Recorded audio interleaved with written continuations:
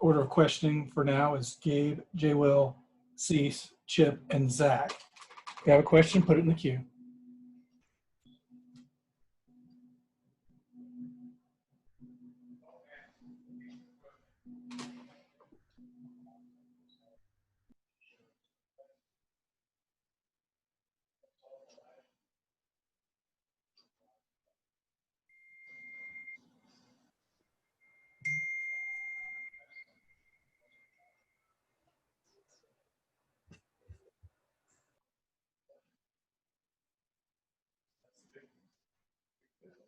Still be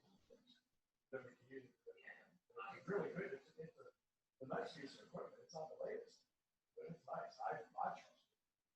I would take it for basic. I have no problem. But it's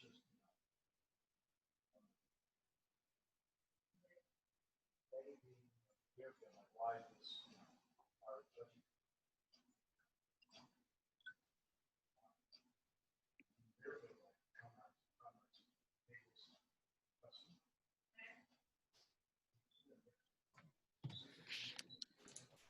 Howdy. Hey, Ryan, welcome to the Aggie Football Media Zoom. We've got some people who want to ask you questions. We'll start off with Gabe Bach from texag.com. Sir. Ryan, how you doing? Good. How are you? Doing well. Hey, Ryan, how are you seeing your role evolve as camp's gone on, especially with some injuries there at the tight end position?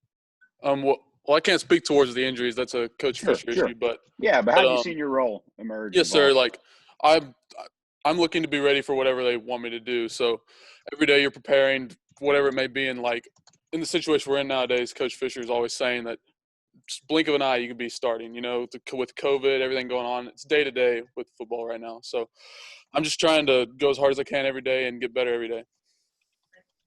Thank you. Your next question is from John Wilson from KBTX.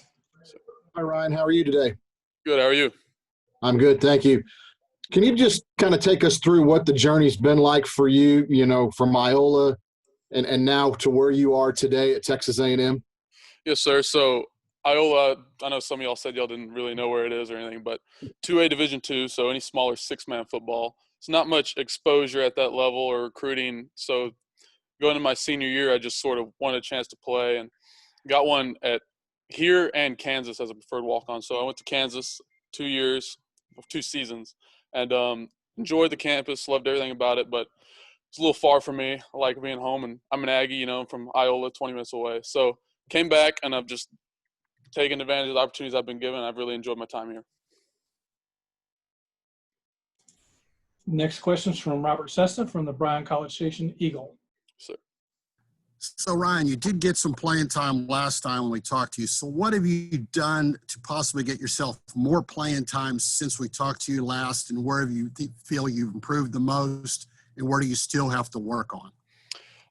So, yes, sir, last year I got some good opportunities. I felt like I took advantage of them for the most part, but, you're always trying to improve in every aspect. But last year I felt like my strength was more in I'm reliable. I know what I'm doing on most plays, and I take care of my job. But my biggest thing I had to work on, or have to work on, I think, is be more a threat in the pass game. So I'm not the fastest guy, I'm not the biggest guy, but I have to know exactly what they're trying to do and what they're trying to keep me from doing every play and coverage-wise. So to attack their weaknesses and where I can expose or take advantage of these things and possibly become a better threat and be relied upon in the game. Yes, sir. Thanks. Next question is from Chip Howard from Sports Talk. Ryan, in this day and age, you just mentioned you're not sure who's going to play and what might happen this year. Do you feel like the more versatile you are in terms of positions, the more playing time you might get? It's always better to be versatile and know all these different jobs and all these different moving parts. So in that case, you have more opportunities possibly, because say a fullback goes down with COVID that week, or say a receiver goes down or something, like you can always be plugged in and played if you know what you're supposed to do. But in terms of that, it's just that's a coach thing, and they just plug you and see who they rely upon and where you're going to work out. Yes, sir. How much special teams do you plan on playing this year, do you think?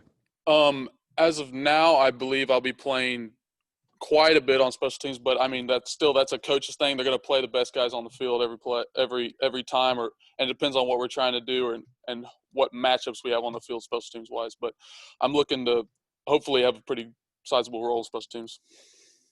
Thank you. Next question is from Zach Taylor with Bryan Broadcasting. Hey, Ryan, as the pride of Iola, the Bulldogs unable to play these first couple of weeks. We actually were talking about that beforehand, dealing with COVID, and it's affected everybody from college, NFL to high school. So just your overall thoughts on that, not having those high school guys being able to play, and how have you guys dealt with the pandemic? I know I'd be in a tough spot in high school right now. I'd probably be angry at everybody for keeping me from playing some football, but it's something you got to do, and it's something that's part of it right now. But on our part, I know we're tested all the time. They're taking care of us, and they're really stressing who we're spending our time with or outside of football. So we're just trying to not put ourselves in these compromising positions and really affect the football and be able to play as much as we can. Thanks. Next question is from Travis Brown from the Bryan College Station Eagle. Hey, Ryan. Curious, I know if you look at the record books, Kellen has just a little bit to go to be the school's career passing yards record, touchdown record. What does it mean to y'all as an offense and teammates for him to accomplish those things and be one of the most decorated quarterbacks as far as the school record books go? Kellen, we see him work every day, and with tons of respect for the guy. I mean, I definitely couldn't do what he's doing, but so something like that's something we want to do for him. He deserves that. You see him work every day, and you see how much he works for these things. So in that aspect, we want to, even if the record wasn't there, we'd want to do the best we can for him. But with that also there, it's another thing. Next question is from Justin Woodard at KAGS.